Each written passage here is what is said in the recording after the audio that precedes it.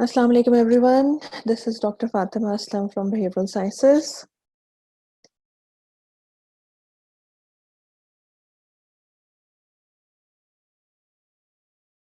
क्या हाल है सबका, कैसे हैं?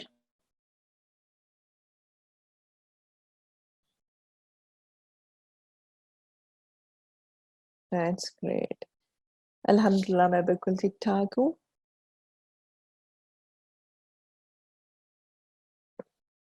Where are the boys?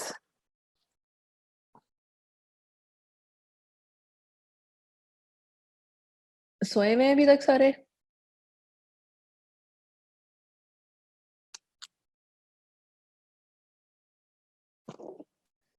Manahil says no.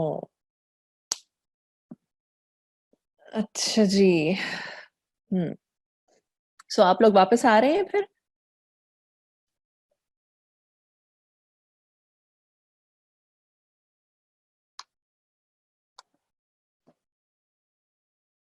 No idea. किसी को कोई आइडिया नहीं है? अच्छा अच्छा. I heard that they're going to be uh,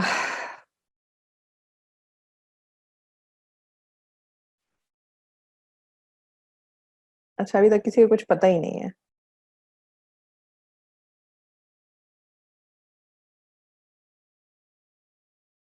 कब तक प्रॉफ होना है आपका? लास्ट ईयर प्रॉफ हुआ था अक्टूबर के एंड में, आई गेस के मिड में.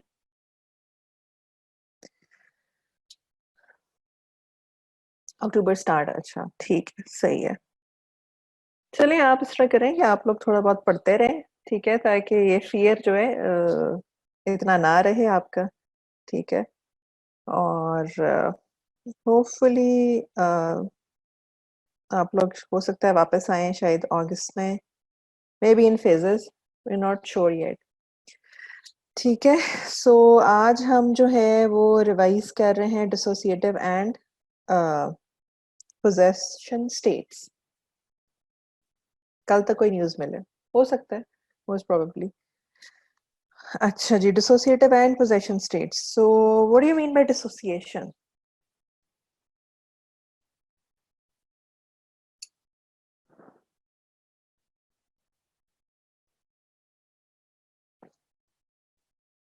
डिसोसिएशन क्या होती है? पढ़ा है पहले dissociation, the word dissociation, losing touch with yourself with reality. ठीक. पर अब ये हमने कहाँ पढ़ा था डिसोसिएशन? कहीं पढ़ा है मतलब? क्या है क्या ये? Why people dissociate? Defence mechanism. जबरदस्त. मानूर ने सही कहा, ये डिफेंस मैकेनिज्म है जिसमें हमने पढ़ा है. और वहां पे हमने यही पढ़ा था कि yes you are right, you are thinking the right thing. It was a defense, it is a defense mechanism, and when you dissociate you cut yourself from the reality. ठीक है, जो भी रियलिटी है उससे आप अपने आप को डिटैच कर लेते हैं. ठीक है, अलग कर लेते हैं बिल्कुल. This is what dissociation means in like literally layman terms. जो है डिक्शनरी टर्म्स में डिसोसिएशन का मतलब यही होता है कि आप अपने आप को डिटैच कर लेते हैं, कट कर लेते हैं उस रियलिटी से जिस रियलिटी के अंदर आप एग्जिस्ट करते हैं. ठीक है. सो डिसोसिएशन एंड पोजेशन. पोजेशन अगर आप इसको उर्दू में देखें तो कई दफा जैसे कहते हैं ना कि पोजेस करना किसी चीज को, जिसका मतलब है कि आप किसी को कोई चीज आपकी है. ठीक है, अपनी चीज के बारे में इंसान पोजेसिव होता है कि ये मेरी है, बहुत सेंसिटिव होता है. ठीक है, तो पोजेशन में अगर आपने देखा हो कि जिन लोगों को लोग कहते हैं कि जी अच्छा इनको कोई इनके ऊपर साया हो गया, इनको कोई जिन आ गया, कोई इविल स्पिरिट आ गई है. ठीक है, तो उसने वो इसको पोजेस करने लग गया, या क्या कहते हैं, कब्जा हो गया इसका. ठीक है, अब वो उसे कंट्रोल करता है, उस बंदे को, जिन होता है या जो भी साया वगैरह होता है. ठीक है, तो डिसोसिएटिव एंड पोजेशन स्टेट्स के अंदर जो है वो लोग इसी तरह से एक्ट करते हैं कि it feels like they are possessed by some evil spirit. ठीक है ना, मतलब वो नॉर्मल एक्ट नहीं करते, वो इस तरह एक्ट करते हैं कि जिस तरह कोई किसी का कंट्रोल है उनके ऊपर, ठीक है? तो this is what possession means, ठीक है?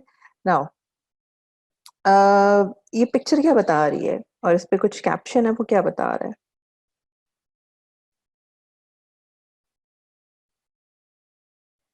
Who shall I be today? Different faces. Okay. So the person is one, but there is holding different pictures, faces. ठीक है? Multiple personality. ठीक है? Multiple personality. Picking a personality to be today. Exactly. बिल्कुल सही बात है.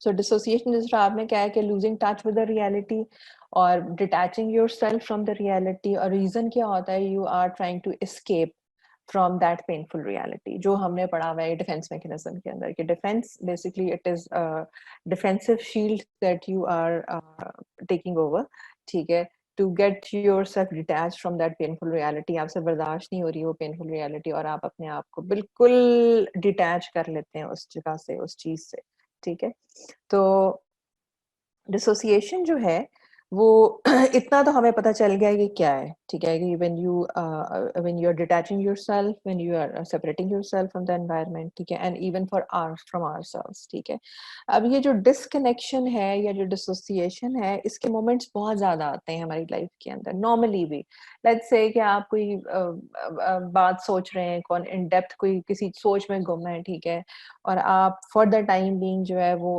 अपनी reality से डिस्कनेक्ट हो जाते हैं आप एक ग्रुप के अंदर बैठे हुए हैं लेकिन आपके सर पर कोई चीज सवार है आप कोई बात सोच रहे हैं आपके फ्रेंड्स बातचीत कर रहे हैं और आपको नहीं पता वो क्या बात कर रहे हैं आप इतने ज्यादा गुम है अपनी उस सोच के अंदर ठीक है और एकदम से कोई आपको आवाज देता है कि अच्छा तुम्हारा क्या ख्याल है तो यू आर लाइक कि क्या बात हो रही थी मुझे मुझे मैंने सुनी नहीं बात आपकी ठीक है तो ये चीज जो है you miss the part of that conversation reason being you have dissociated from yourself from that reality at that time of at that period of time ठीक है और ये जो मोमेंट्स होते हैं नॉर्मली ये बड़ी क्विकली पास हो जाते हैं नॉर्मली जब आप एक नॉर्मल लाइफ गुजार रहे हैं और आप इस तरह की सोच के अंदर गुम हैं ठीक है सो ये हम सबके साथ होता है ऐसा कुछ नहीं है कि ये नॉर्मल नहीं है ये होता है और ये हम सबके साथ होता है लेकिन हम बहुत जल्दी से इन चीज़ों को गुजार जाते हैं ठीक है कई दफ़ा आप कहीं ड्राइव कर रहे हैं और just thinking about your in deep thinking process कोई सोच कोई और बात रहे हैं लेकिन you are driving on the road और आपने जिधर से टर्न करना है आप उस टर्न को मिस करके कहीं आगे निकल जाते हैं और फिर बाद में आपको आगे जाके ख्याल आता है ओहो मैं तो वो टर्न मिस कर दिया पता नहीं मुझे मैं ऐसे क्या सोच रहा था ठीक है so this usually happens at times ठीक है अब when it becomes a disorder dissociation disorder कब बन जाएगा ये तो नॉर्मल चीज है ना जो हम बात कर रहे हैं डिसोसिएशन डिसऑर्डर कब बन जाता है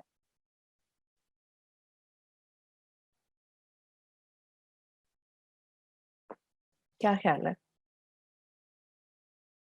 when it hinders daily life activities exactly मतलब जब आपकी नॉर्मल लाइफ को इंटरप्ट करना शुरू कर दे और बहुत ज्यादा इफेक्ट करना शुरू कर दे ठीक है और नॉर्मल लाइफ के अंदर क्या क्या चीजें आ रही हैं कोई एक कॉमन मैन है उसकी नॉर्मल लाइफ की एक्टिविटीज क्या होती हैं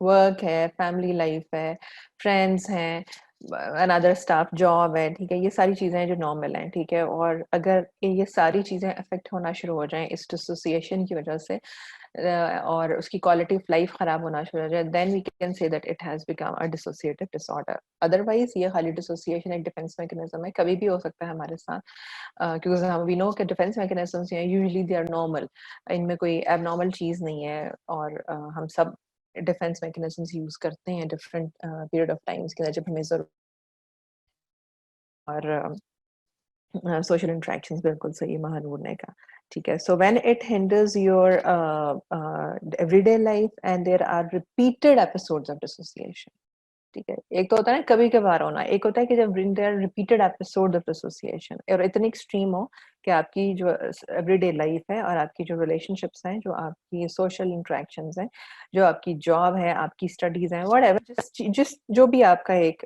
वो है जो चीजें आपकी नॉर्मल लाइफ के अंदर है उसको वो अफेक्ट करना शुरू कर दें अब डिसोसिएशन के अंदर होता क्या है कि नॉर्मली डिसोसिएशन में पेशेंट खुद कभी नहीं आता आपके पास, ठीक है? उसके घर वाले लेके आएँगे उसको, और क्या किस कंप्लेंट के साथ लेके आते हैं? क्या ख्याल है? क्यों लेके आएँगे? क्या कहेंगे आगे डॉक्टर को कि जी डॉक्टर साहब क्या मसला हुआ है मेरा ये पेशेंट को?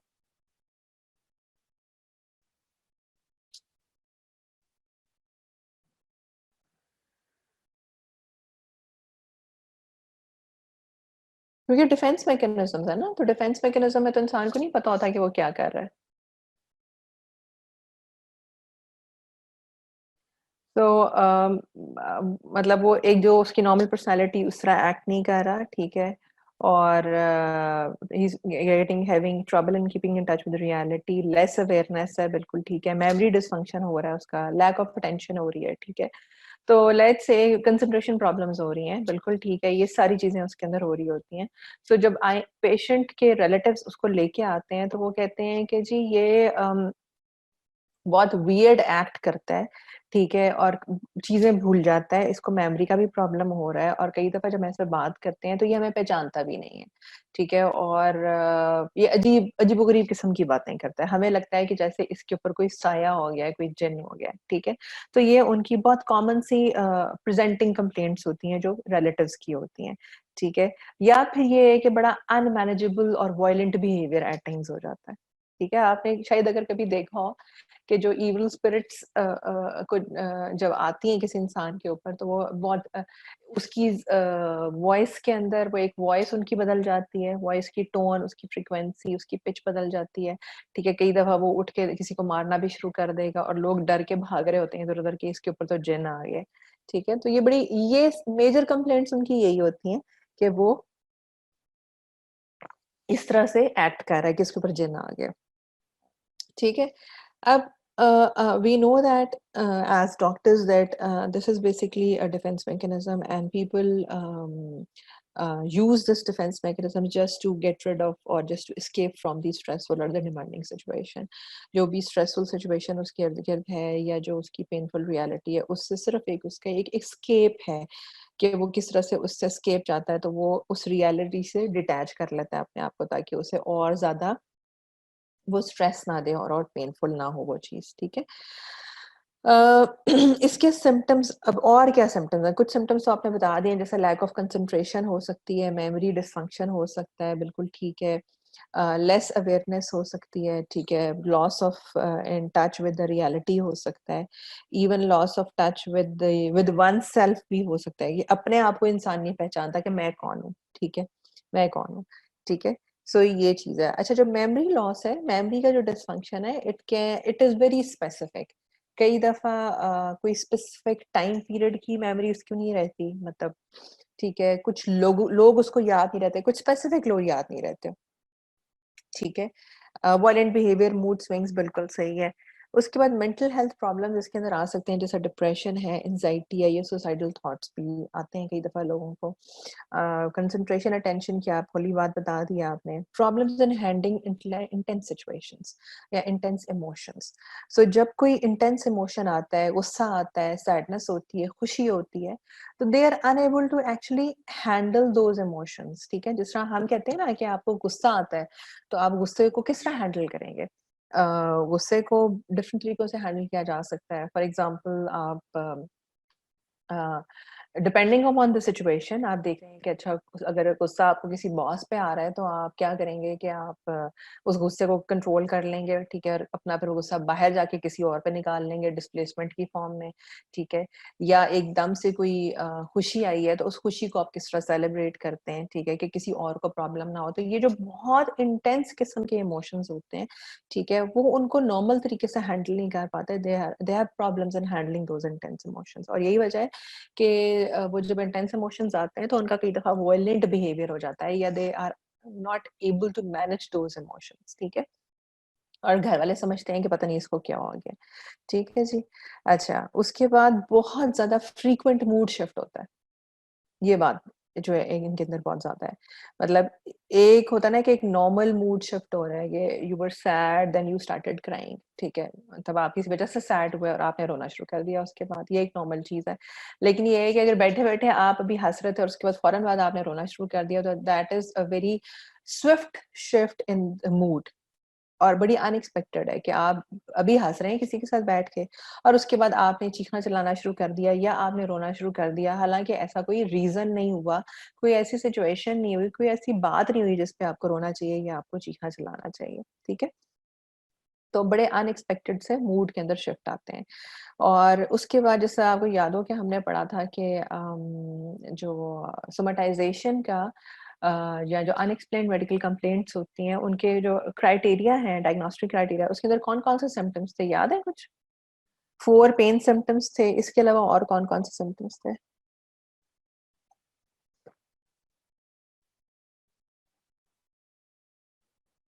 Neurological symptom, and that was a true neurological symptom or a pseudo neurological symptom?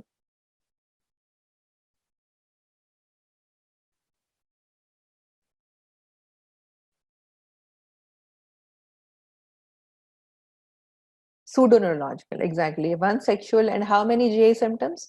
Pseudo का क्या मतलब होता है जी, बताएं शाइस्ता को.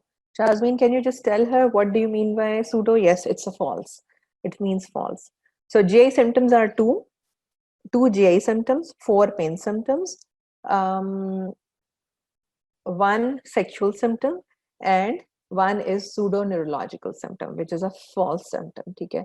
So यहाँ पे भी एक pseudo neurological symptom हो सकता है, मतलब किसी भी तरह का, let's say कि वो उसको लगे कि जी motor function या sensory function loss हो गया है किसी one part of the body का और whole body का. At times he or she says that he is unable to talk or swallow or eat.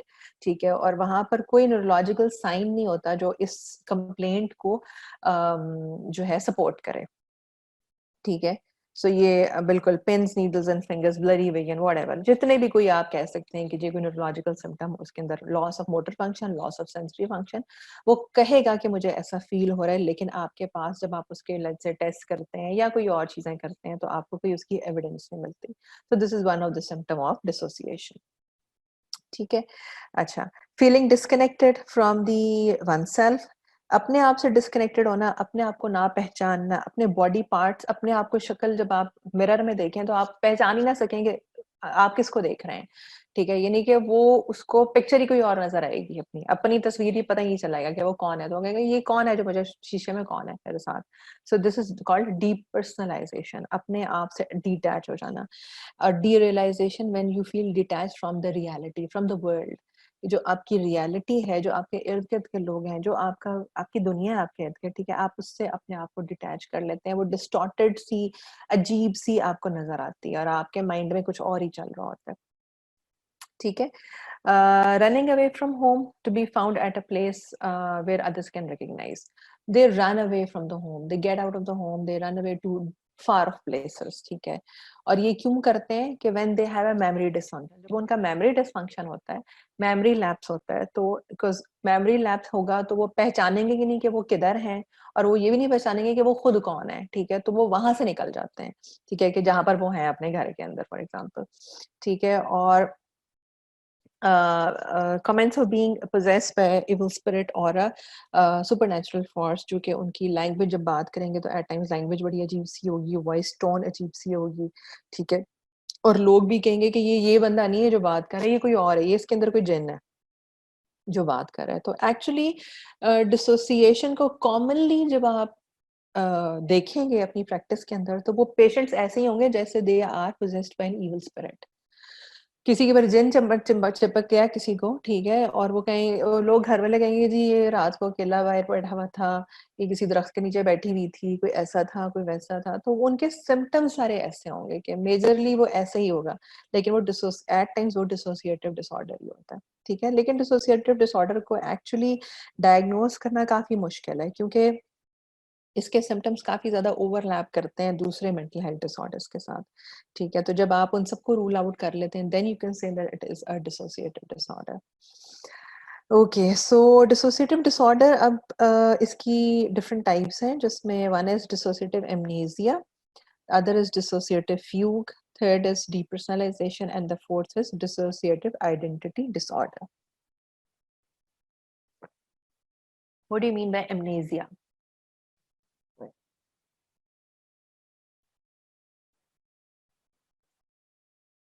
Amnesia क्या मतलब? Memory loss. बिल्कुल ठीक है.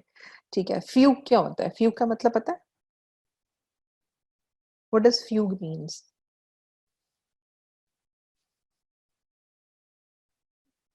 किसी को पता है फ्यूग का मतलब? Doesn't even know that. 132 people are here. Nobody knows.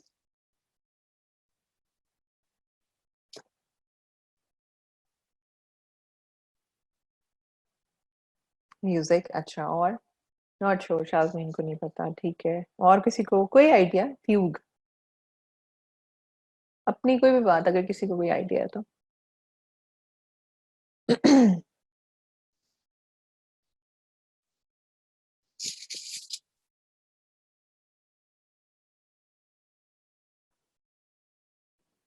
A person does something in full consciousness, ठीक है, but upon recovery doesn't remember.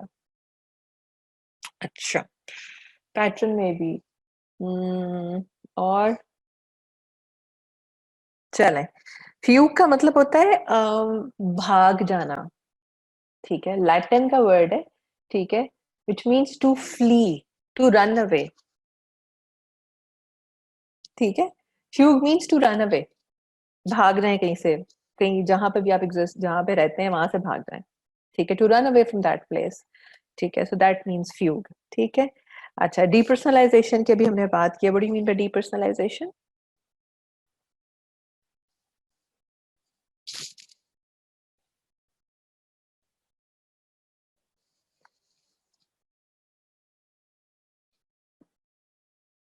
अभी अभी की है, नॉट रिकॉग्नाइजिंग वन सेल्फ। और डीरियलाइजेशन क्या होती है?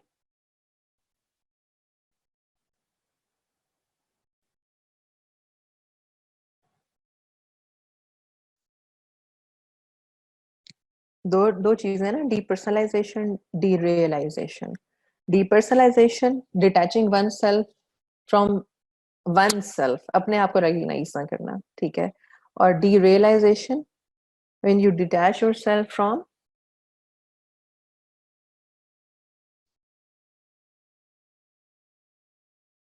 Reality, from environment, from world, ठीक है, तो that is derealization. Dissociative identity disorder, which is also commonly known as multiple identity disorder, ठीक है, और जिसका नाम उसका बता रहा है कि a person has multiple identities, ठीक है। सो इसको भी हम आगे अभी डिटेल में देख लेते हैं, ठीक है। So let's have a look at the amnesia, dissociative amnesia. अब डिसोसिएटिव एमनेसिया जो है, as the name says that there is a memory lapse in this kind of dissociative disorder, ठीक है, मेमोरी लैप्स होता है इसके अंदर। But the good thing is that the person has an insight that he or she is having a memory loss, ठीक है। यानी कि जिसको है मेमोरी डिसोसिएटिव एमनेसिया, उसको पता होता है, उसको आइडिया होता है कि मुझे कुछ मेमोरी लॉस हो रहा है या है। एक तो होता है ना, आपको पता ही ना हो कि आपको मेमोरी लॉस है, ठीक है। इसके अंदर उस बंदे को, जो कि जिसको, जो कि पेशेंट है, उसको आइडिया होता है कि मुझे कोई मेमोरी लॉस हो रहा है, ठीक है। अब dissociative amnesia, it can be of 4 types: localised, selective, generalised and systematised.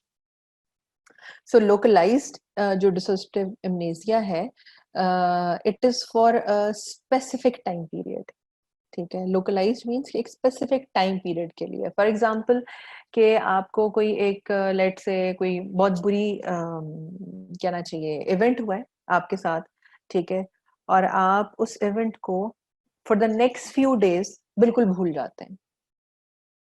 Next few days के लिए, कुछ दिनों के लिए आप उस चीज को बिल्कुल भूल जाते हैं।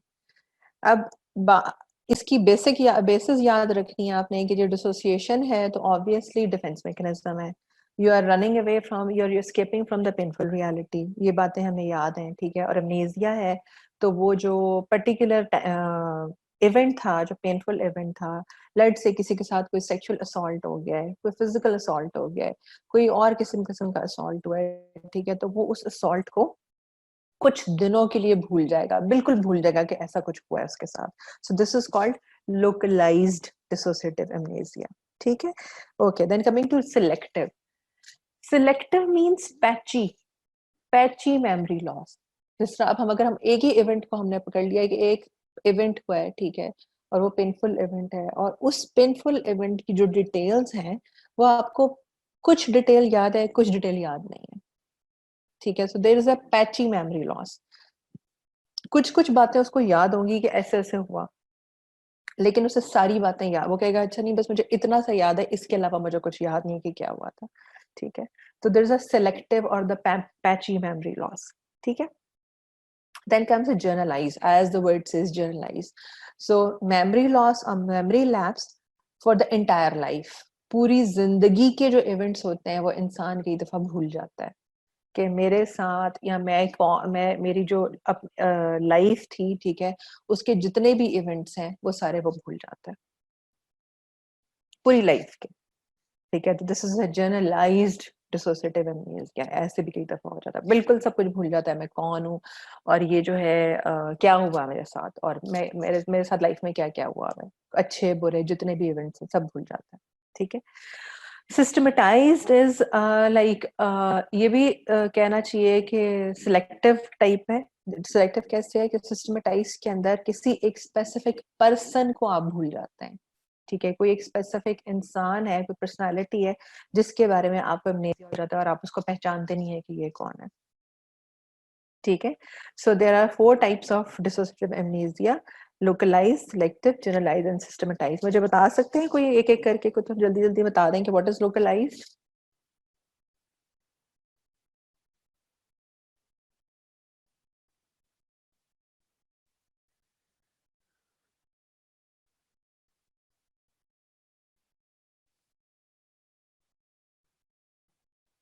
Forgetting that one Emmet is localized. Okay. Person completely forgot the event. For how many, like, how much time period? So यहाँ पे हमने टाइम पीरियड की बात करनी है लोकलाइज्ड में, for for the next few days और फॉर अ मंथ और व्हाटएवर, ठीक है। अब ये कंफर्म नहीं है कि इसके अंदर कितनी देर के लिए वो भूलेगा, बट हमें ये कहना है कि कुछ स्पेसिफिक टाइम पीरियड के लिए वो उस चीज को भूल जाता है।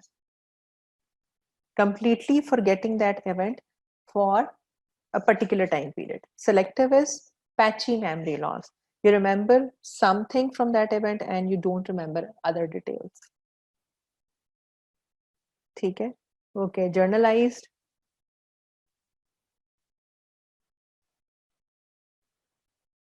Forgetting the whole life events. जितनी भी life के events हैं, ठीक है? Whole life events, बिल्कुल। और systematize जो है to forget a particular person. आप किसी एक बंदे को भूल जाते हैं कि ये कौन है, मैं इसको नहीं जानता, ठीक है? And the good thing is the person knows that I am having some memory loss. ठीक है, उसको इतना पता है कि मेरे कोई memory loss हो रहा है, ठीक है? Okay. Now, coming to dissociative fugue. A fugue पे आ जाए तो fugue means to run away, to escape. So amnesia plus flight. एक तो amnesia है उसको, ठीक है, अब इसके अंदर memory loss तो है ही है, ठीक है, लेकिन साथ साथ वो flight भी हो रही है, भाग गया है, वहां उस जगह से भाग गया है, ठीक है। So it has been derived from a Latin word fugere, which means to flee, to run away, ठीक है। So there is a sudden unexpected travel with an ability to recall one's past. So when you have amnesia and then you escape or you run away from that particular place and you have unexpected travel, ठीक है ना, अगर भाग जाएंगे तो कहीं ना कहीं तो जाएंगे ना, ठीक है। आप एक तो भूल जाते हैं, आपको मेमोरी लॉस हो जाता है कि आप कौन है और आप किधर हैं, ठीक है। और जब आपको मेमोरी लॉस होगा तो उसके बाद क्या करेंगे कि आप उस जगह से ही निकलने की कोशिश करेंगे कि मैं ये जगह मैं जानता ही नहीं हूँ कि ये कौन सी जगह है, so I should leave this place, ठीक है। So there is an unexpected travel, और होता ये है कि ये अनएक्सपेक्टेड सब कुछ होता है। और इसमें एक चीज इंपॉर्टेंट है याद रखने वाली, कि इस पर्टिकुलर स्टेट के अंदर the person does not have an insight that he or she is having a memory loss. क्योंकि अगर इनसाइट हो तो फिर वो फ्यूग तो ना करे, भागे तो ना वहां से, लेकिन क्योंकि उसको पता ही नहीं है कि मुझे ये मेमोरी लॉस हो रहा है, वो एकदम से अनएक्सपेक्टेडली सडन उसकी मेमोरी लॉस होती है, ठीक है। और तो वो इस वजह से वहां से निकल जाता है कि पता नहीं ये कौन सी जगह है जहां पर मैं हूँ और मैं कौन हूँ, ठीक है, तो वो क्योंकि वो अपने घर को भी पहचान नहीं रहा होता, अपने गिर्द के लोगों को पहचान नहीं रहा होता, इट हैपेंस सो सडनली, ठीक है, सो वो वहां से निकलने की कोशिश करता है और वो भाग जाता है, ठीक है, चला जाता है वहां से। And when there is a memory loss, उसको पता नहीं है, तो फिर वो अपनी न्यू आइडेंटिटी एज्यूम करता है कि मैं कौन हूँ। जैसे आपने कई दफा मूवीज में देखा होगा, ये लोगों की जब याददाश्त चली जाती है तो क्या करते हैं कि फिर उनकी एक नई आइडेंटिटी बना लेते हैं ना कि मैं कौन हूँ, ठीक है। सो यही इसके अंदर होता है डिसोसिएटिव फ्यूग के अंदर, कि people when they have a memory loss of them and the reality, and then they escape from that place, ठीक है, and they assume a new identity। और मजेदार बात ये है कि जब वो न्यू आइडेंटिटी एज्यूम करते हैं तो उसके साथ साथ फिर नई लाइफ बना देते हैं, ठीक है, जिसमें वो नया नाम होगा, जॉब भी कहीं काम कर लेंगे तो वो अपने नए नाम के साथ करते हैं, और उस नई आइडेंटिटी की अपनी पर्सनालिटी कैरेक्टरिस्टिक्स होंगे, ठीक है।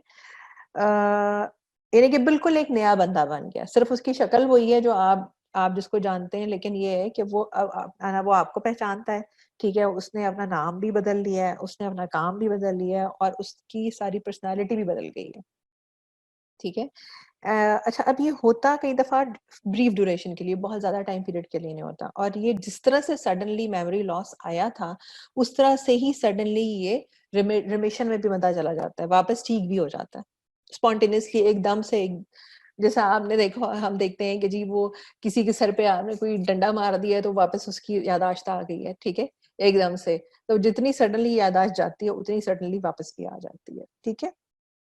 लेकिन इट डिपेंड्स कि ये हर इंसान के अंदर कितनी देर के लिए होता है। तो दिस इज डिसोसिएटिव फ्यूग। अंडरस्टूड? सबको समझ आ गई है?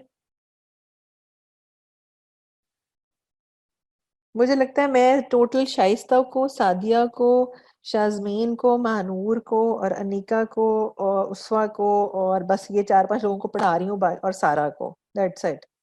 बाकी सारे सोए हुए हैं।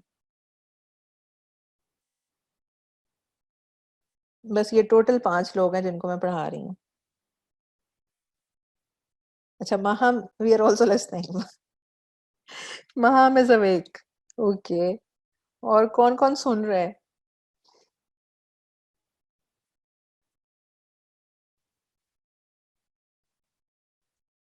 अच्छा, सिमाम, सिमाम is also listening। अच्छा, ठीक है। I know my voice is not that good। You have to bear with it। Talha, oh, finally। Thank you, Talha। Ariba, Aisha is also there। ठीक है, बाकी जी और Sidra is also there। Ayesha Tehreen जाग रहे हैं। Oh, thank you. Ayesha Anwar. Anila is also awake।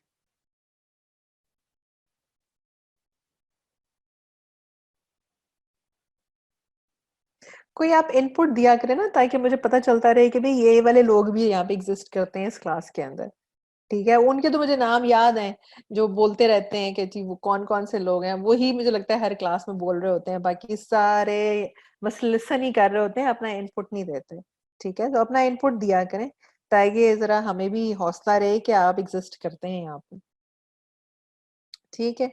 अच्छा जी, next पे आते हैं। Huzaifa is also here. जाग के सुन रहे होते हैं। अच्छा, जाग के सुन रहे होते हैं। अच्छा जी, डीपर्सनलाइजेशन पे आ जाते हैं। Depersonalisation means feeling detach from one self, one's feelings, one's personality, अपने आप से डिटैचमेंट का फील होना, अपने आप से जो है एक ब्रेकअप फील होना, ठीक है, डिस्टेंट फील होना, इमोशनली डिस्कनेक्टेड फील होना, ठीक है। जिस तरह आपको लगे कि आप एक एक करेक्टर है जो आप एक बहुत सी बोरिंग सी मूवी के अंदर देख रहे हैं, आप अपने आप को नहीं समझ पा रहे कि आप कौन है, ठीक है। अगेन इसके अंदर जो है कंसंट्रेशन और मेमोरी प्रॉब्लम्स हो रहे होते हैं, ठीक है। So you are unable to actually recognise yourself, और आप हर एक से पूछते फिरते हैं मैं कौन हूँ, ठीक है। तो जब आप इस तरह की बात करेंगे तो घर वाले तो यही समझेंगे कि आपके ऊपर कुछ कोई साया हो गया, या आपके ऊपर कोई जिन चिपक गया आपको, कि आपको ये समझ नहीं आ रही कि आप कौन है, ठीक है, और आप अजीब बहकी बहकी सी बातें कर रहे हैं, ठीक है। So people usually report that they consider themselves out of control, उनको अपनी ही समझ नहीं आ रही होती, ठीक है, कि उन्हें लगता नहीं कि हम ठीक है? और जब आप वो मिरर में अपने आप को देखते हैं तो वो पहचान नहीं पाते कि वो किसको देख रहे हैं मिरर के अंदर, ठीक है? अपनी बॉडी शेप, अपने साइज़ उनको मतलब वो उसको डिफरेंट तरीके से परसीव कर रहे होते हैं और अपने आप को रिकॉग्नाइज़ नहीं करते। तो दिस इज़ डीपर्सनलाइज़ेशन, ठीक है? सो ये सिर्फ अपने आप की बात हो रही है और अगेन इसके अंदर लैक ऑफ कंसंट्रेशन और मेमोरी लॉस जो है साथ-साथ हो रही होती है, ठीक है?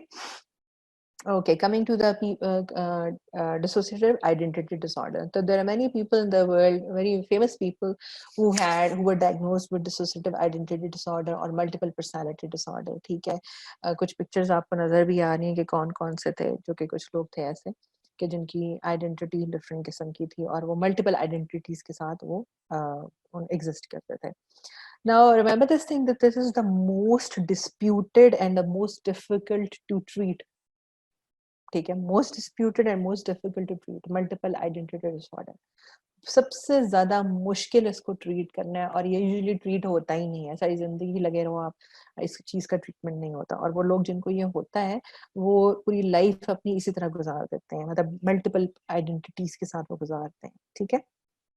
नाउ व्हाट हैपेंस इज कि जो मल्टीपल आइडेंटिटी डिसऑर्डर है इसके अंदर जो लोग हैं वो usually 1 to 2 or 3 at times. 1 to 2 तो obviously 2 तो होनी चाहिए ना, तो मल्टीपल जो है 1 to 2, 2 to 3 पर्सनालिटीज उनकी डिफरेंट होंगी और मजेदार बात ये होती है कि जो डिफरेंट पर्सनालिटीज हैं they are usually totally opposite to each other, ऐसा कुछ नहीं है कि मिलती जुलती हैं, दे आर टोटली ऑपोजिट, मतलब एक टाइम पे वो किसी एक पर्सनालिटी के साथ है और उस पर्सनालिटी के अपना नाम है, अपनी एट्रीब्यूट्स हैं, ठीक है, अपनी एक उसकी पहचान है, ठीक है, और उसके बाद जब वो चेंज होती है पर्सनालिटी तो यूजुअली वो जो चेंज ओवर है वो किसी अंडर स्ट्रेस होता है, क्योंकि ये सारी चीजें स्ट्रेस की वजह से ही हो रही हैं कि जब आप, क्योंकि डिफेंस मैकेनिज्म है, ठीक है, तो ये जो चेंज ओवर है यूजुअली अंडर स्ट्रेस होता है, जब कोई ऐसी रियलिटी सामने आती है, कोई स्ट्रेसफुल सिचुएशन आती है, ठीक है, तो उस वक्त क्या होगा कि वो एकदम से अपनी पर्सनालिटी को टोटली 180 डिग्री ऑपोजिट जो है वो दूसरी पर्सनालिटी में चले जाते हैं और उस पर्सनालिटी के अपने एट्रीब्यूट्स हैं, ठीक है, ये नहीं है कि वो पिछली वाली पर्सनालिटी से मिलती जुलती है, वो उस पर्सनालिटी के अपने एट्रीब्यूट्स होते हैं, ठीक है। सो वो इसी तरह उनकी लाइफ गुजर जाती है, ठीक है, कि जी कभी एक पर्सनालिटी, कभी दूसरी पर्सनालिटी, फिर तीसरी पर्सनालिटी, इस तरह करके और वो इस तरह ही टाइम उनका गुजर जाता है, ठीक है। मेरा ख्याल है एक वो भी था, एक ड्रामा लगा था, ये पता नहीं कौन से चैनल पे था, हम पे था कि ARY पे था, भी रिसेंटली मैंने वो देखा नहीं लेकिन उसके मैंने क्लिप्स देखे थे जिसमें वो जो है एक बंदा है जो डिफरेंट, उसकी एक पर्सनालिटी है, मॉर्निंग टाइम पे वो कुछ है, फिर वो कई दफा एक दूसरी फीमेल की पर्सनालिटी भी वो पिक कर लेता है, कुछ इस तरह का, मुझे याद नहीं है उसका क्या नाम था। इश्क ज़हे नसीब, यस, हाँ, हाँ, यही था मेरा ख़्याल है। मैंने उसमें देखा नहीं ड्रामा, इसलिए मुझे पता नहीं आया था और मैं सोचा था देखूँगी, लेकिन मैं देख नहीं सकी। तो उसके अंदर वो जो उसके क्लिप्स दिखाते थे टीवी पे, उसपे कुछ इसी तरह का था कि वो जो उसका हीरो है उसको कुछ एक थी, कोई प्रॉब्लम थी और वो जो है एक फीमेल का कैरेक्टर कर लेता था साथ। Is in a Split movie. अच्छा, Split. There is also a movie also. Split is the name of a movie?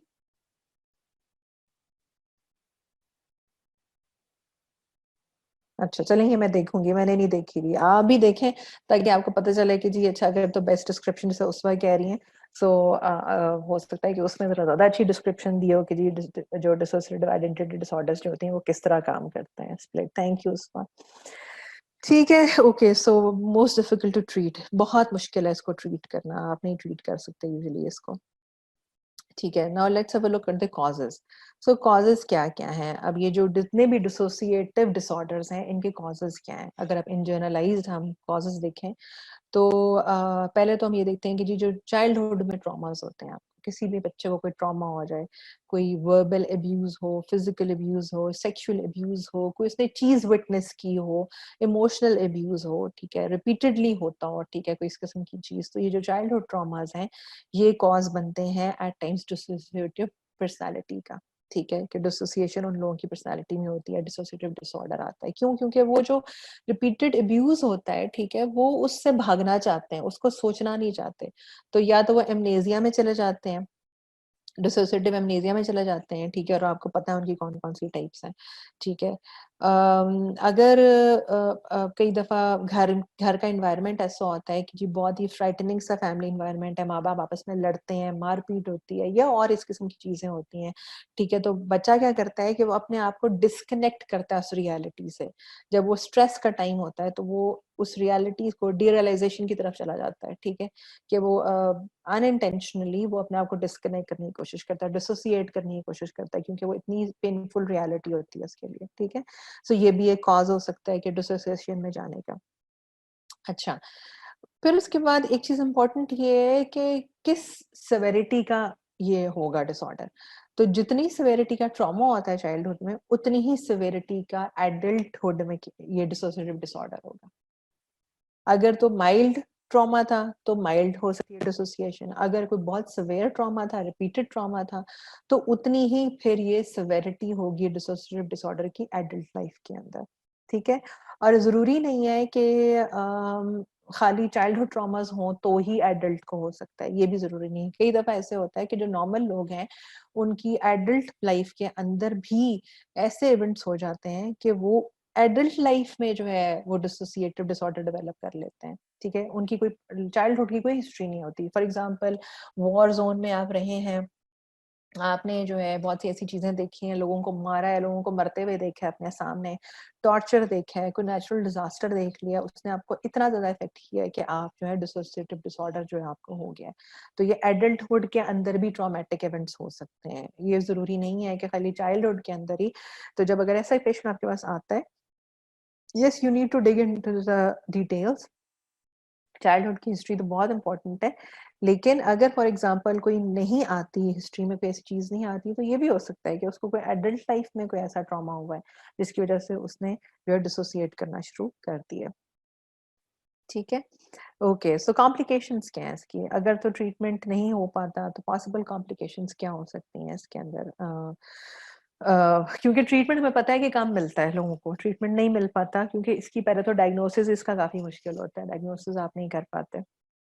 So obviously जब डिसोसिएट करना शुरू कर देगा तो उसकी क्वालिटी ऑफ लाइफ खराब होगी, क्वालिटी ऑफ लाइफ खराब होगी, जॉब खराब होगी, रिलेशनशिप्स खराब होंगे, ठीक है, ब्रोकन रिलेशनशिप्स होंगे, जॉब लॉस हो जाएगा, इस किस्म के मसले होंगे, sleep problem such as insomnia, क्योंकि हमने शुरू में कहा था कि ऐसे लोगों को एंजाइटी भी होती है, डिप्रेशन भी होती है, ठीक है, तो स्लीप प्रॉब्लम्स होंगे, सेक्सुअल प्रॉब्लम्स होंगे, बिल्कुल ये भी चीज़ एक नॉर्मल है जो कि होती है कई दफ़ा, इसी तरह से सिवियर डिप्रेशन एंजाइटी है। अच्छा, उसके बाद ईटिंग डिसऑर्डर्स हो सकते हैं, एनोरेक्सिया और बुलिमिया। एनोरेक्सिया क्या होता है? एनोरेक्सिया नर्वोसा, एनोरेक्सिया पता होगा आप लोगों को।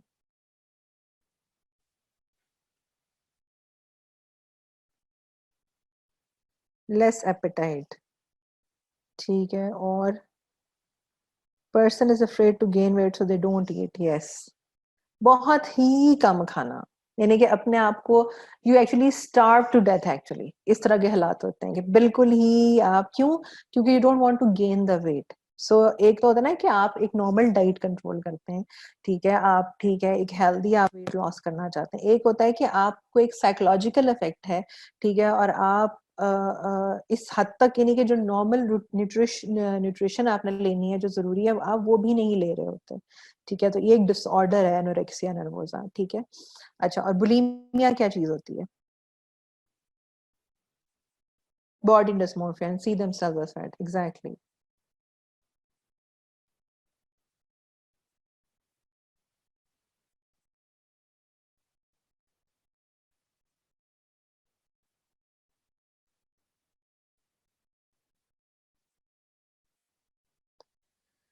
When there are periods of binge eating followed by throwing up, yes, binge eating, ठीक है, followed by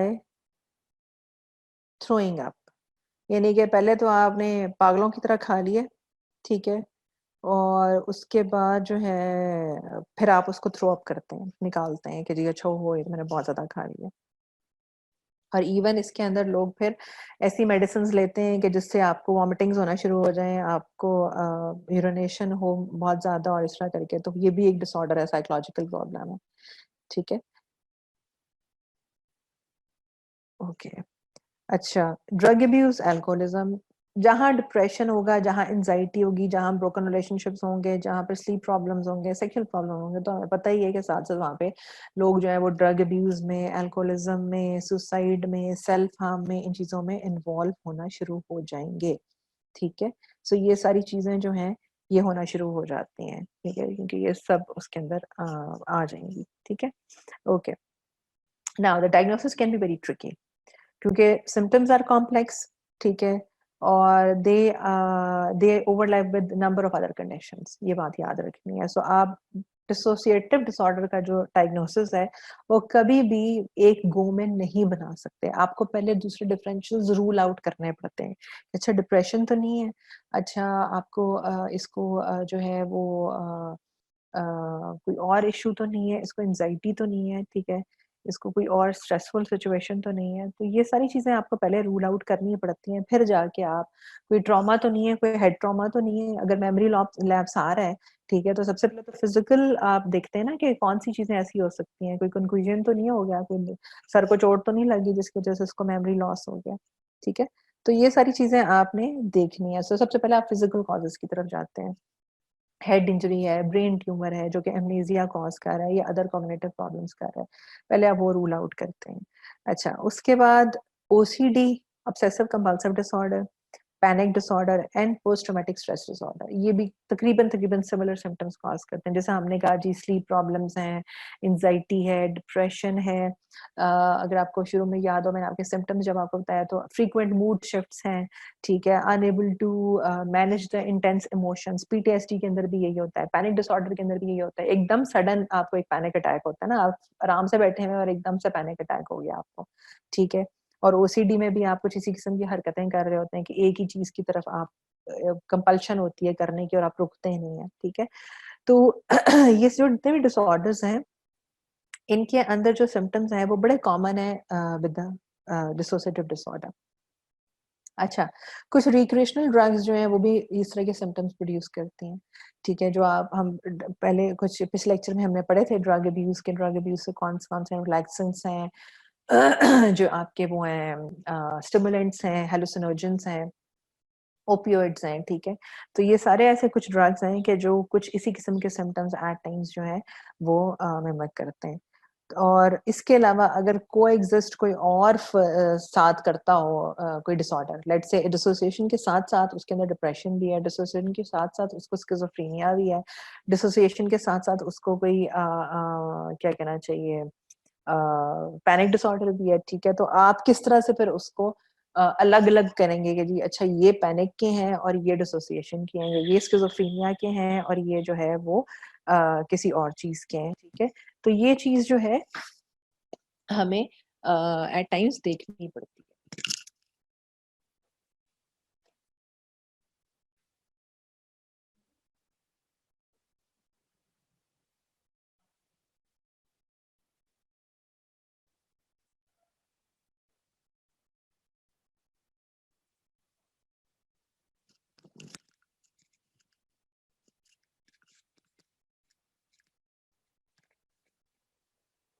अच्छा, सो इसलिए जब आप डायग्नोसिस करते हैं तो आपने पहले इन सारी चीज़ों को जो है वो देखना पड़ता है।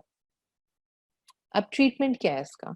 ट्रीटमेंट की तरफ आ जाते हैं कि ट्रीटमेंट इसका क्या हो सकता है? तो ट्रीटमेंट जो है सबसे पहले तो जब पेशेंट को लेके आते हैं उसके घर वाले, ठीक है? तो आप जब अभी रूल आउट कर रहे हैं चीज़ों को और आप देख रहे हैं कि अच्छा ये डिसोसिएटिव है या पैनिक है या ये पीटीएसडी है या ये डिप्रेशन है सिंपल, जिसके साथ एसोसिएटेड एमनेसिया है, लैक ऑफ कंसंट्रेशन है। तो what you need to do in that particular time period, ज़रूरी नहीं होता कि इन्फॉर्मेशनल केयर आपने तभी देनी है कि जब आपके पास डायग्नोसिस आ गया है।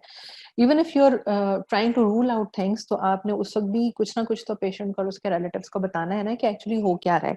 ये जो इनवॉलंटरी से सिम्पटम्स हैं, वायलेंट हो जाता है, मैनेज नहीं हो पाता, चीखने लगता है, घर से भाग जाता है, ठीक है? पहचान नहीं पाता लोगों को, जो भी पेशेंट है, ठीक है? तो ये क्या हो रहा है उसको? क्योंकि घर वाले भी पैनिक स्टेट में हैं, वो परेशान हैं कि पता नहीं इसको क्या प्रॉब्लम हो रही है।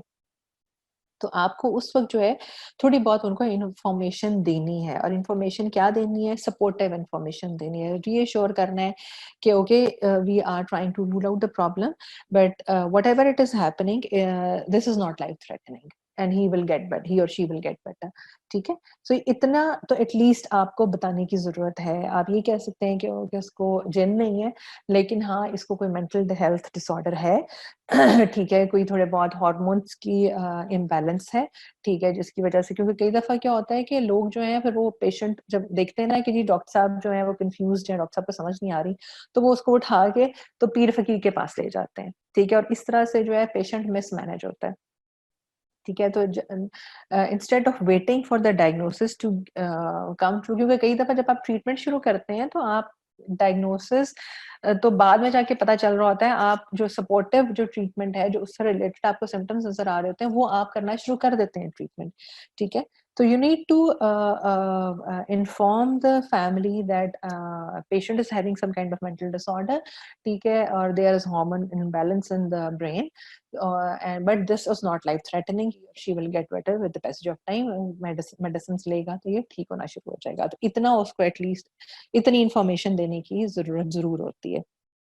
और पेशेंट अगर जब जिस वक़्त नॉर्मल हालत में उसको उस वक़्त मेमोरी लॉस नहीं है, तो आप उसको भी बता सकते हैं कि भई तुम्हें ये जो चीज़ें हो रही हैं, ये इस वज़ह से हो रही हैं, और ये जो है लाइफ थ्रेटनिंग नहीं है, और ये ठीक हो जाएँगी जब तुम दवाई खाओगे तो, ठीक है? फैमिली को एक और चीज़ के बारे में काउंसल करने की ज़रूरत ये होती है कि जब पेशेंट जिस तरह से हम कह रहे हैं कि जी अगर उसको कोई अटैक होता है इस तरह का जिसमें वो वायलेंट हो जाता है, ठीक है? या वो एकदम से इस तरह की हरकतें करना शुरू कर देता है, जिससे घर वाले समझेंगे कि इसके ऊपर कोई जिन आ गया है, या वो उल्टी-सीधी आवाज़ के अंदर बात करना शुरू कर दे, तो फैमिली को ये काउंसल करना है कि डू नॉट यूज़ फ़ोर्स। लोग क्या करते हैं कि लोग उसको पकड़ेंगे फ़ौरन से जाके और भागेंगे, उसको कमरे में ले जाएँगे, उसको बाँध देंगे, कि किसी को मार रहा है, किसी को पीट रहा है, कुछ कर रहा है, उसके इर्द-गिर्द खड़े हो जाएँगे, इसके ऊपर जिन आ गया ड्यूरिंग अ, एपिसोड, ठीक है? जो कि नॉर्मली हम करते हैं। तो फैमिली को इस बात पे काउंसल करना है कि जब ऐसी बात होती है, जब ये इस तरह से इसके ऊपर एक एपिसोड आती है, तो आपने इसको अटेंशन नहीं देनी। Let the patient go through that by himself और हरसेल्फ, ठीक है? अगर वो एकदम से उसने अजीबो-गरीब नॉर्मल बोलते-बोलते उसने अजीबो-गरीब आवाज़ में बोलना शुरू कर दिया है, तो आप नॉर्मल ही रहें। आपको एकदम से घबराने की, या उसको देखने की, या उसको बाकी 10 लोगों को आवाज़ देने की ज़रूरत नहीं है कि देखो, देखो इसको क्या हो रहा है। ठीक है? क्योंकि जितना आप उसको उस टाइम पीरियड में अटेंशन देंगे, उसके इर्द-गिर्द इकट्ठे होंगे, उतना ही ये चीज़ जो है बढ़ती जाएगी। ठीक है? सो ये चीज़ जो है, ये अगेन उनको एक इन्फॉर्मेशन देने की ज़रूरत है। मेडिकेशंस अगेन डिसोसिएशन के लिए कोई स्पेसिफिक मेडिकेशंस नहीं है। हाँ, अगर तो डिप्रेशन का एलिमेंट आपको नज़र आता है दरमियान के अंदर, एंग्ज़ायटी का एलिमेंट नज़र आता है, तो आप उसको एंटी डिप्रेसेंट्स या फिर कोई ट्रैंक्विलाइज़र्स वग़ैरह दे सकते हैं for a specific time period. लेकिन अगेन वो भी आपको पता ही है कि कितनी देर के लिए देने हैं। मिनिमम जो आप एंटी डिप्रेसेंट देते हैं उसका टाइम जो होता है वो जो है 3 वीक्स होता है, और they can be given till 6 months, ठीक है? डिपेंडिंग अपॉन, और उसके बाद उसकी जब आप टेपर ऑफ करते हैं, वो भी आपने फ़ौरन से पहले बंद नहीं करना होता है, आप उसको टेपर ऑफ कर देते हैं। ठीक है? और ट्रैंक्विलाइज़र्स तो आपने वैसे ही बताने होते हैं कि जी अच्छा ये हम 2 वीक्स के लिए दे रहे हैं, या हम इतनी देर के लिए दे रहे हैं, इसके बाद आपने इसको बंद कर देना। तो ये आप ये बस कहना चाहिए कि एक जर्नलाइज़्ड सा इसका ट्रीटमेंट है। एंड देन टॉक थेरेपी जो है, जिसको आप कह सकते हैं, या जिसके अंदर आप कॉग्निटिव साइको एनालिसिस आप करते हैं, जो कि फ्रॉइड ने किया था, या फ्रॉइड करता था, कि वो पेशेंट को हिप्नोसिस में लेके जाता था, और उसके बाद उसको उसके अनकॉन्शियस में जाके उससे बातें करता था, और पूछता था कि अच्छा क्या हुआ था? क्या ट्रॉमा था? ट्रॉमा के बारे में, और फिर उसके बाद ट्रॉमा से रिलेटेड बातें करके, तो उसको जो उसके थॉट्स, या जो थॉट प्रोसेस है, या कॉग्निशन को थोड़ा-सा जो है वो आप नॉर्मल लेके आते हैं, क्योंकि जब आप डिसोसिएट करते हैं, ठीक है? तो आप उस रियलिटी को, उस पेनफुल इवेंट को, उस पेनफुल रियलिटी को अपने तरीके से, जितनी आपकी कैपेबिलिटी है, आप उसको डील करने की कोशिश कर रहे होते हैं, ठीक है?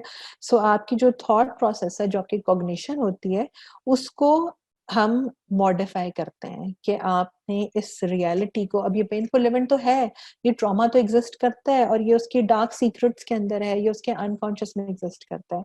तो आप ये चाहते हैं, और क्योंकि अब वो उसकी लाइफ को अफेक्ट कर रहा है, उसकी जॉब को अफेक्ट कर रहा है, उसके रिलेशनशिप्स को अफेक्ट कर रहा है, उसकी उसको कंप्लीटली उसको अफेक्ट कर रहा है और उसके इर्द गिर्द के लोगों को अफेक्ट कर रहा है, तो आपने उसकी कॉग्निशंस को मॉडिफाई करना होता है टॉक थेरेपी के साथ, कॉग्निटिव थेरेपी के साथ और साइको एनालिसिस के साथ। लेकिन ये जो चीज़ है, ये बहुत टाइम कंज्यूमिंग है, इसके अंदर बहुत ज़्यादा पेशेंस रिक्वायर्ड होती है। ठीक है ना? ये मतलब ये आसान नहीं है कि आप कहेंगे आप 1 दफ़ा कर लेंगे, 2 दफ़ा कर लेंगे, 3 दफ़ा कर लेंगे। It takes months to year, ठीक है? कि जिसके अंदर आप ये थॉट्स या कॉग्निशंस को मॉडिफाई करते हैं, साइको एनालिसिस करते हैं और उसके बाद भी इट्स नॉट 100% श्योरिटी कि ये सक्सेसफुल हो सकती है और वो बंदा जो है, वो उस डिसोसिएशन में से निकल सकता है। ठीक है? But it is a therapy और ये की जाती है, ठीक है? लेकिन जब क्या कहते हैं लोगों को ढूँढना, एक्चुअल लोगों को ढूँढना कि कौन से लोग ये थेरेपी करेंगे और how much they are skilled, ये भी एक चैलेंज होता है एट टाइम्स जो है वो घरवालों के लिए और पेशेंट के लिए, ठीक है? So this was all about dissociation. इससे रिलेटेड कोई क्वेश्चन्स हैं तो आप मुझसे ज़रूर पूछें, कोई चीज़ जो पूछना चाहें?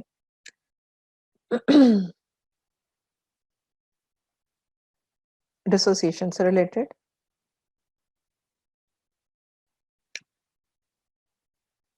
138 people are there.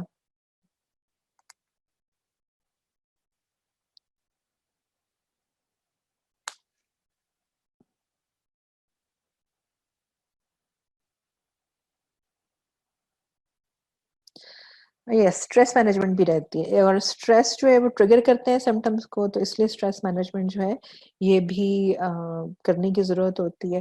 कई दफ़ा एमनेसिया एकदम से क्यों हो जाता है कि कोई स्ट्रेसफुल इवेंट आ जाता है या डिसोसिएटिव फ्यूग के अंदर लोग क्यों ही चले जाते हैं, क्योंकि कोई ऐसा इवेंट आता है कि जो उनके पुराने सिम्पटम्स को एकदम से ट्रिगर कर देता है, ठीक है? तो ये स्ट्रेस मैनेजमेंट जो है ये भी देखनी है और ये करनी इम्पोर्टेंट है। आप घर वालों को ये बात बता सकते हैं कि कोई भी ऐसा ट्रिगरिंग फैक्टर जो है वो इस बंदे से दूर रखें।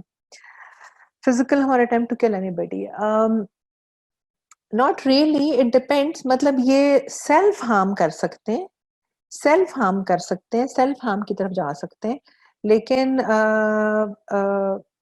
बहुत कम होता है कि ये किसी दूसरे को इतना ज़्यादा जो है वो दूसरों के लिए डेंजरस हो। ठीक है? ऐसा हो नहीं सकता, बहुत कम है। जैसे हमने कहा ना कि सेल्फ हार्म कर सकते हैं या सुसाइड खुद कर सकते हैं, लेकिन दूसरों को हार्म करना कोई इतना ज़्यादा इसके अंदर नहीं होता। हाँ, जैसा अगर एकदम से इनको कोई एपिसोड आता है, ठीक है, तो वायलेंट से हो जाते हैं, ठीक है, तो अगर आप उन उस वायलेंट स्टेट के अंदर उसको बिल्कुल छोड़ दें, बजाय उसको कंट्रोल करने के, उसको बाँधने के या उसको कुछ और करने के, अगर आप उसको छोड़ देते हैं, तो मोस्ट प्रोबेबली ऐसा नहीं होगा कि वो आपको उस तरीके से हार्म कर पाएगा। जब आप उसको पकड़ेंगे, ठीक है, लेट्स से वो चीख रहा है और आप उसके भाग रहे हैं उसकी तरफ और आप उसको पकड़ रहे हैं और उसको बाँध रहे हैं, तो तब तो वो वायलेंट हो ही जाएगा, कि ठीक है ना? क्योंकि वो अपने आप को छुड़ाने की कोशिश करेगा आपसे और वो इस तरह करेगा। लेकिन अगर आप उसको उसके हाल पे छोड़ देंगे और आप उसको बिल्कुल कोई नहीं अटेंशन देंगे, तो मोस्ट प्रोबेबली वो जो वायलेंट अटैक था या वो जो अनमैनेजेबल सिम्पटम्स थे, वो ऑन देयर ओन ही खत्म हो जाएँगे। ऐसा होगा नहीं कि वो ना खत्म हो।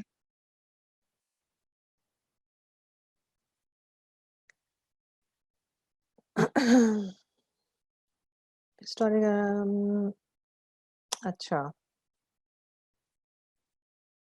पर इट डिपेंड्स ना, हम अब ये इस बारे में कुछ इतना ज़्यादा हम कह नहीं सकते, ठीक है? ये देखना पड़ता है कि जी अच्छा वो किस लेवल का डिसोसिएशन है। ये भी देखने की तो ज़रूरत है ना कि जिस तरह हमने कहा कि जितनी सेवेरिटी का, जितनी फ्रीक्वेंसी का ट्रॉमा होता है, उतनी ही सेवेरिटी की डिसोसिएशन एडल्टहुड में होती है, ठीक है? So it depends.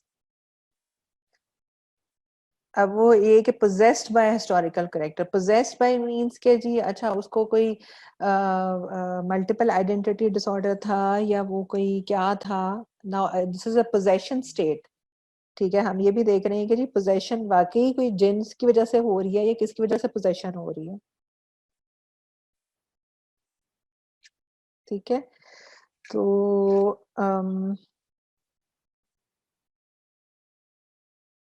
so that's all for today. Do evil spirits exist? Yes, they do exist. ऐसा नहीं है कि नहीं है, होती हैं, बिल्कुल होती हैं, जो कुरान में भी लिखा हुआ है. Evil spirits exist. अच्छा जी, any more questions? I think we are done with the time. It's already 11 past 1. ठीक है. So और कोई question हो तो you can ask me in the next lecture about this. Till then, take care of yourself and your family. और दुआ में याद रखें. ठीक है. Thank you so much for listening. खुदा हाफिज़.